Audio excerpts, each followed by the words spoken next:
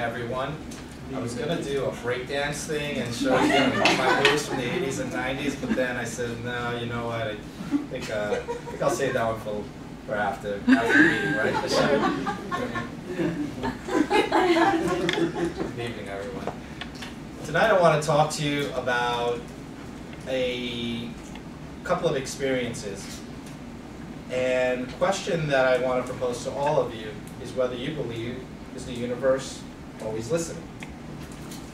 And I'm first going to tell you about a story with that my mother, something that she experienced that to this day she still reminds us of this experience that she had, and something from my adulthood. And the first story is my mother was 1978. I was a small child, myself and my younger sister. My mother got off work, went to pick us up, and we're on our way home.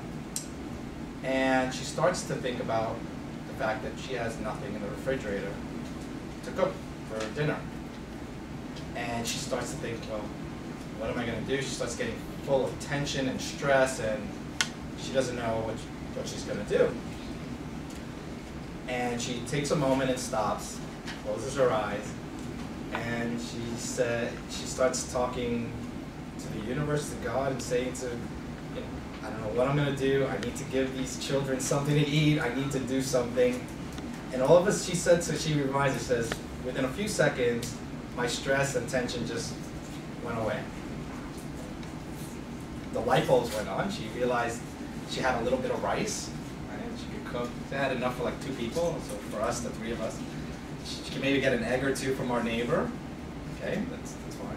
That's good enough. Gets home. Gets the rice, and in the back of the cabinet was a can of tuna. Surprised her. She's like, she was sure we had nothing.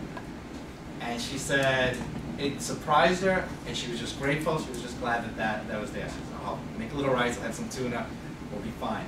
Let me see if I have mayo in the refrigerator. Goes into the refrigerator, the mayo's there. But then when she looks down at the door, she notices there's an egg, there's an onion, and there's a tomato. In the refrigerator, there's nothing. You know, there's water, there's juice, there's the mayo, but there's nothing for us to cook or anything.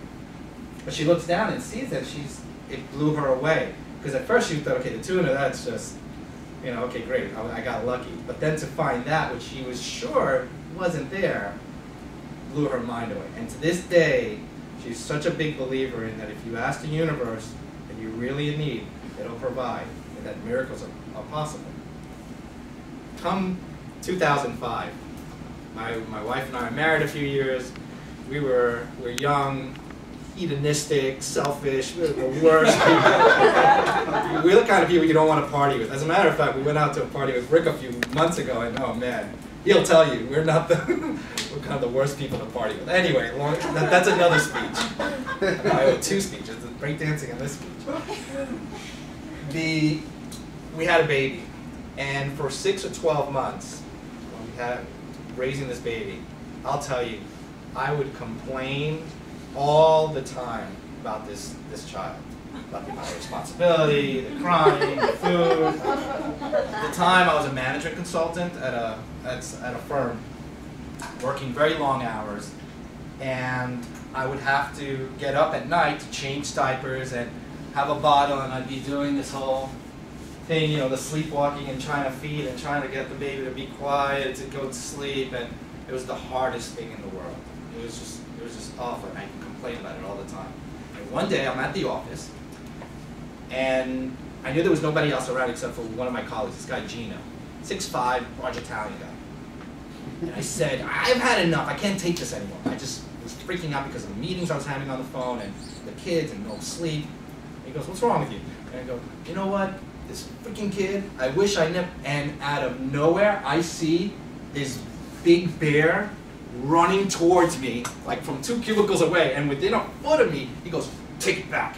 And I go, okay, I take it back. He says, no, really, take it back, and you never meant that, right? I says, no, I didn't mean it. And he walked away. This is a guy who has a master's degree in international diplomacy, an MBA from Fordham, worked at the White House for 2 years.